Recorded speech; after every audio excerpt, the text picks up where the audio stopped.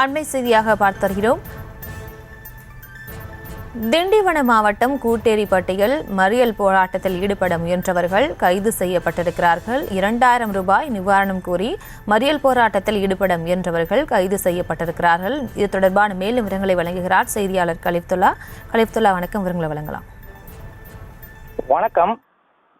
பெஞ்சல் புயல் காரணமாக விழுப்புரம் மாவட்டத்தில் வரலாறு காணாத மழைப்பொழிவை சந்திக்க நேரிட்டது. இந்த நிலையில் விழுப்புரம் மாவட்டத்தை புரட்டி போடும் அளவிற்கு அதி கனமழை கொட்டித்திட்டது. இதனால் பல்வேறு இடங்களில் வெள்ளப்பெருக்கு ஏற்பட்டு ஆயிரக்கணக்கான வீடுகளும் பல்லாயிரக்கணக்கான ஏக்கர் விவசாய நிலங்களும் பாதிக்கப்பட்டது.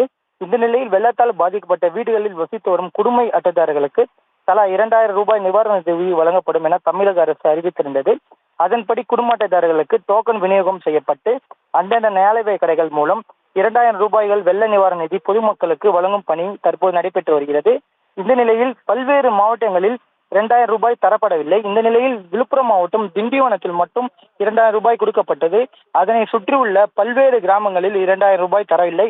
இதனால் அங்குள்ள கிராம மக்கள் சுமார் 5 நாட்களுக்கும் மேலாக கடும் போராட்டத்தில் ஈடுபட்டு வரும் நிலையில் விழுப்புரம் மாவட்டம் திண்டிவனம் அருகே உள்ள சின்ன நெற்குளம் கிராம மக்கள் 2000 ரூபாய் நிவாரணம் வழங்க கோரி பெண்கள் உட்பட 200க்கும் மேற்பட்ட கிராம மக்கள் கூட்டேரிப்பட்டு 4 முனை சந்திப்பில் சாலை மறியல் செய்ய முயன்றனர். அங்கு பாதுகாப்பு பணியில் ஈடுபட்டிருந்த மயிலம் போலீசார் வலு கட்டாயமாக கிராம மக்களை கைது செய்து திண்டிவனத்தில் உள்ள தனியார் திருமணம் அடைத்தனர். இதனால் அந்த பகுதியில் சிறிது நேரம் பரபரப்பு ஏற்பட்டது. மேலும் கைது செய்யப்பட்ட கிராம மக்கள் தனியார் திருமணம் அடைத்தப்பட்டதால் சிறிது நேரம் அங்கும் போராட்டத்தில் ஈடுபட்டனர். மேலும் போலீசாருடன் கிராம மக்கள் கடும் வாக்குவாதத்தில் ஈடுபட்டு வருகின்றனர். விவரங்களுக்கு நன்றி கலிப்துல்லா.